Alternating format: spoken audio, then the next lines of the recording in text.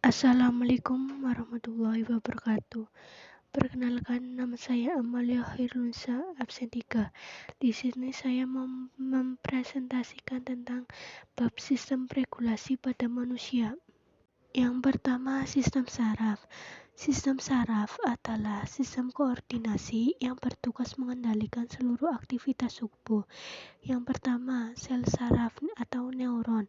Struktur neuron terbagi atas 3 bagian, yaitu badan sel, dendrit, dan neurit atau akson. Macam-macam neuron. Yang pertama, 1. Neuron sensorik atau aferen. Yang kedua, neuron motorik atau neuron eferen. Yang ketiga, neuron asosiasi. Mekanisme pengantar impuls. Impuls dapat dihantarkan melalui beberapa cara, antara lain sel saraf dan sinapsis. 3. Susunan sistem saraf manusia. Sistem saraf sadar. 1. Sistem saraf pusat. Sistem saraf pusat terdiri atas otak dan sumsum tulang belakang. Yang kedua, sistem saraf tepi. Sistem saraf tepi menghubungkan semua bagian tubuh dengan pusat saraf. B. Sistem saraf tak sadar.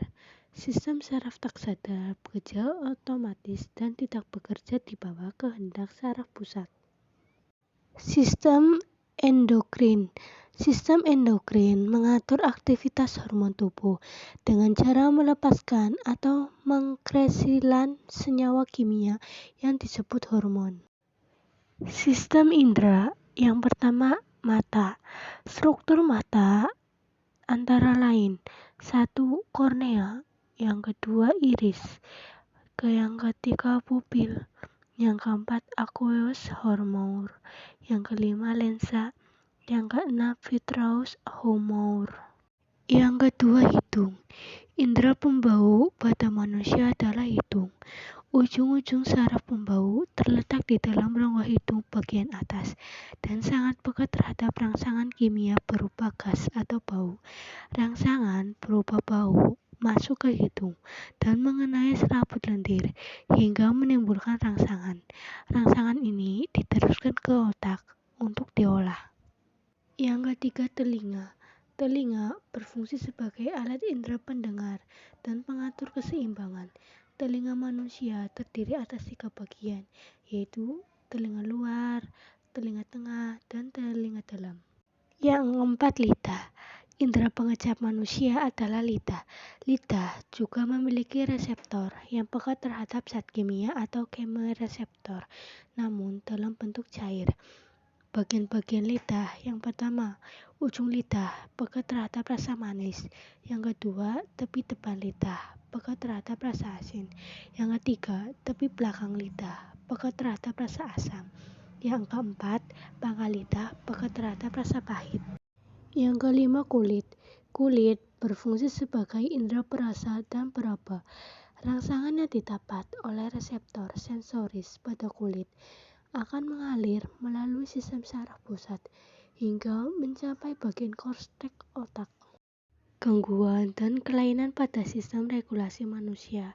Yang pertama, gangguan pada sistem saraf, yaitu mengintis, yaitu radang pada selaput otak.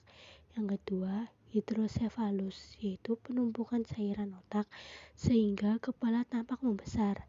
Yang ketiga, gegar otak, yaitu gangguan pada otak akibat benturan keras pada kepala. Yang kedua, gangguan pada sistem endokrin. Yang pertama, kelebihan hormon ADH dapat menyebabkan diabetes infus. Yang kedua, kekurangan hormon tiroksin dapat menyebabkan kretinisme dan myxoedema. Yang ketiga, kekurangan parathormon akan menyebabkan kejang-kejang, dan kelebihan hormon parathormon akan menyebabkan tulang keropos dan gagal ginjal. Yang ketiga, gangguan pada sistem indera. Yang pertama, pilek adalah penyakit yang disebabkan oleh virus. Yang kedua, konjungtivis, yaitu penyakit peradangan pada lapisan konjungtivis.